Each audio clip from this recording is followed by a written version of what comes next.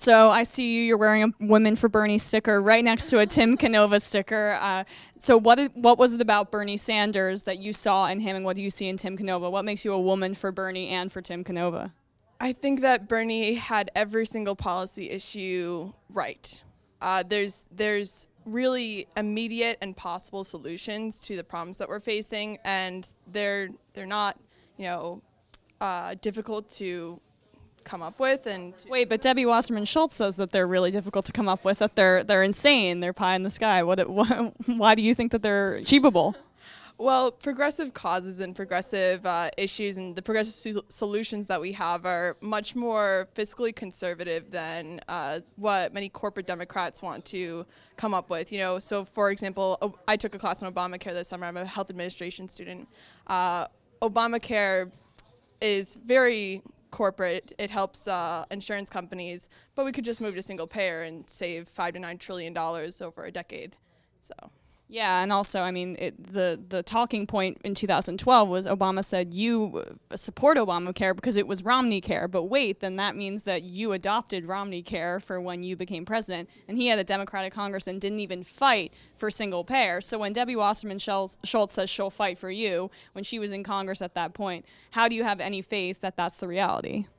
I don't have any faith in any corporate Democrats, and I struggle with Tim Kaine, for example, being very corporatist, but I would never have any faith in Debbie Wasserman Schultz. No. Debbie Wasserman Schultz is wish-washy on fracking. Hillary Clinton says she's against it, says she's not. Her spokesperson has come out and said there's no environmental damage done by fracking, which we all know is bullshit. So what is it about Florida in general that needs someone like Tim Canova, who's not going to deny the dangers of fracking and other environmental issues? What specifically about Florida needs progressive change in terms of climate change and stuff like that? I think it really comes down to the fact that in the next 50 years, I think it's like 25% of Florida is going to be underwater, and that really affects us because we need to protect the Everglades, our Native Americans, and what people don't realize is that if these species get affected by fracking, instead of migrating to the south, they're actually going to end up just completely being extinct, and we don't need that. That's not, this is all of our planet. It's not just ours, we're just people on this planet. I also, sea level and just taking care of our species is really important to me. My boyfriend's actually a licensed captain, and he does yacht deliveries and stuff. And just seeing him and him crying before, just really seeing how bad it is. I mean, he's seen manatees float, dolphins float, thousands of fish float at once. It's not even a joke anymore. It's a real serious problem that we're facing.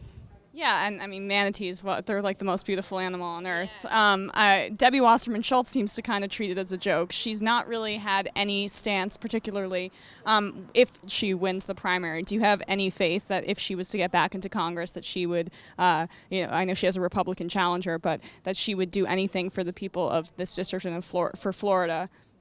I think I'm not speaking for myself, but a lot of people have really lost faith. I think after just this rigged election and just everything that she's done and still not denying any of it, and instead of really just trying to step forward and try to appeal to us, try to move, more progressively. I think she's not doing that. And I don't see her really changing her mind on any of these issues. I think that big money definitely has a big play in how her decisions are influenced. And as a young person, you and I are young people, we kind of get it. This is a very older district. I mean, there's a lot of old people living in this area. What would you say to them? What are they missing when they keep going to the polls and voting for Debbie Wasserman Schultz? I think like anything, it just comes with having a familiar face and being in the community for a long time. People get to recognize your name. They don't actually do the research and investigate who they are as a person and how they have been voting for. I think that my message would probably be just to make sure that they do the research and that decisions that she makes are aligned with their views and what they really want in their communities.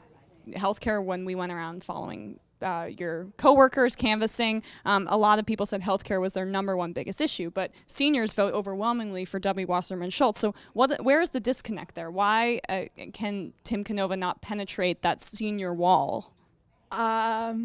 In my opinion, and I may be pulling this out of nowhere, but I believe that largely, and this is not just this district, but in general, older people value identity politics, and they value a person's race, gender, religion more than they value researching policy ideas. And millennials are much more likely to just go on the internet and just figure out what's the deal with single payer, why would this not work.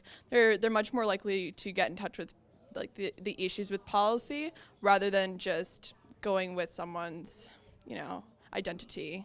Well, honestly, you hear a lot of condescension from people who say you get your news from the internet. They say, oh, you must be only cherry picking the particular news that you want to hear. Do you get your news from the internet? 100%. Do you get your news from the Young Turks? Always. All right, I think we can end on that point. Thank you very much.